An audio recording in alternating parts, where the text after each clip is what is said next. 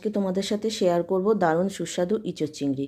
তার জন্য নিয়ে নিয়েছি আগে থেকে ভাপ দিয়ে রাখা ইঁচড়, আলুটা ভেজে রেখেছি কিছুটা, চিংড়ি মাছ নুন হলুদ মাখিয়ে রেখেছি, আদা আর নিয়েছি আদা, কাঁচা লঙ্কা, পেঁয়াজ, টমেটো আর 2 চামচ জিরে গুঁড়ো, 1 চামচ ধনে গুঁড়ো। আলু ভাজার তেলেই কিছুটা সর্ষের তেল দিয়ে গোটা জিরে, শুকনো লঙ্কা, তেজপাতা ফোড়নে দিয়েছি।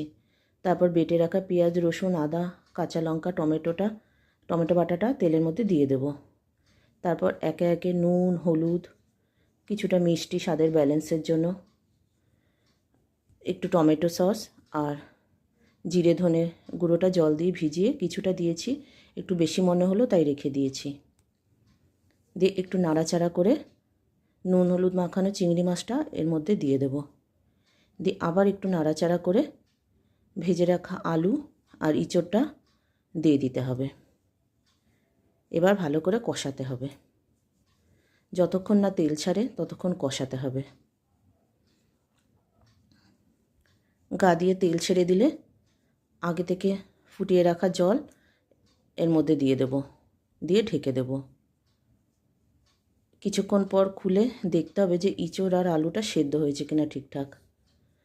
ইঁচড় আর আলুটা সেদ্ধ হয়ে গেলে বুঝতে হবে মোটামুটি রান্না কমপ্লিট। তারপর নুনটা টেস্ট করে ঘি গরম মশলা দিলেই তৈরি হয়ে যাবে সুস্বাদু ইঁচড় চিংড়ি। তোমরা একবার এইভাবে বানিয়ে খেও।